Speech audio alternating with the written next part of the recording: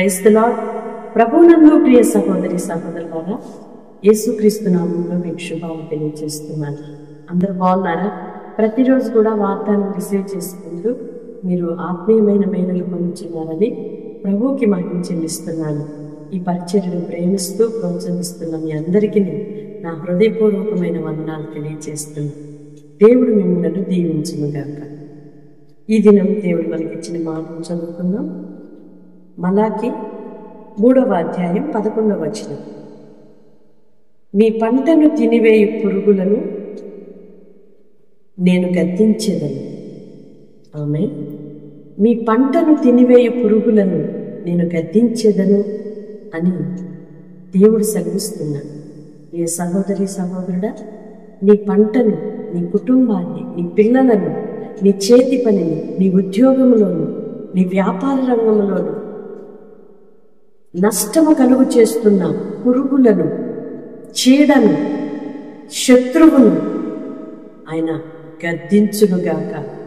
దేవుడు అంటున్నాడు, నేను గద్దిస్తాను. ఎప్పుడు దేవుడు మన పక్షము నుండి మన విరోధులను గద్దిస్తాడు అంటే, ఎప్పుడు దేవుడు మనతో, మన పక్షమై మన పంటలను, మన పిల్లలను, అంటే మన కుటుంబాలను పాడు చేస్తున్న పసరు పురుగుల్లాంటి, చీడ పురుగుల్లాంటి సాతాను క్రియలన్నిటినీ గద్దిస్తారు. అంటే మనము దేవుని మాట వినాలి, మనము దేవుని ఆశ్రయించాలి, మనము దేవునికి లోబడి జీవించాలి, మనము దేవుని ప్రేమించు వారిగా ఉండాలి. అప్పుడు నీ పక్షమున ఆయన నిలిచి నీ కుటుంబమును పాడు చేయవారిని, నీ కుటుంబాన్ని అల్లరి పాలు చేయవారిని, నీ చేతి పనిని, నీ వ్యాపారమును నష్టపరచువారిని ఆయనే గద్దించి నీకు ఆశీర్వాదమును, అభివృద్ధియు కలుగు చేసి, క్షేమాన్ని విస్తరింపచేసి నిన్ను ఘనపరచువాడై ఉన్నాడు. నీ సహోదరి సహోదరుడా, నువ్వు బాధపడుతున్నావా? నీ పంట ఇంటికి చేరటం లేదని, నీ పిల్లలు నీ మాట వినటం లేదని, నీ వ్యాపారములో నష్టమే కలుగుతుందని, నీ ఉద్యోగ స్థలములో ప్రమోషన్స్ రావటం లేదని, నీ చేతి పని నీకు దక్కటం లేదని వేదన పడుతుంటే, ఇప్పుడే నీవు దేవునికి లోబడటానికి నీ మనసును సమ్మతింప చేసుకో. దేవుడు నీ పక్షమున నిలిచి నీ విరోధులను చెదరగొట్టువాడై ఉన్నాడు. అపవాది తంత్రములను లయపరచువాడై ఉన్నాడు.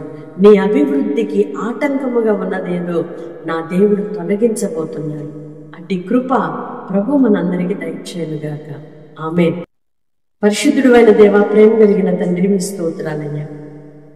మీ పంటను తినివేయు పురుగులను నేను గద్దించేదనని వాగ్దాన పూర్వకంగా నీ పిల్లలను ధైర్యపరిచారు. మీ స్తోత్రాలు చెల్లిస్తున్నామయ్యా. నీ పిల్లల యొక్క అభివృద్ధికి ఆటంకముగా ఉన్నవన్నీ యేసు నామములో లయపరచబడునుగాక. వారి ఆత్మీయ జీవితానికి, ప్రార్థనా జీవితానికి, భక్తి జీవితానికి ఏది ఆటంకముగా ఉంటుందో అవన్నీ కూడా యేసు నామములో లయపరచబడునుగాక. దయచేసి వారిని ఆశీర్వదించండి, వారి పిల్లలను దీవించండి, వారి పశువులను దీవించండి, పంటలను దీవించండి, వారి ఆత్మీయ జీవితానికి క్షేమాన్ని కలుగు చేయండి, అభివృద్ధిని కలుగు చేయండి.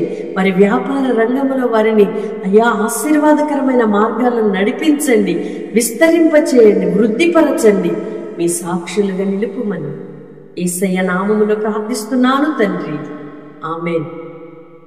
దేవుని కృప మీకు సమృద్ధిగా కలిగి, మీకు ఆటంకముగా, మీ ఆశీర్వాదానికి అడ్డుగా ఉంటున్నవన్నీ కూడా నా దేవుడు తొలగించునుగాక. Amen. God bless you all. Praise.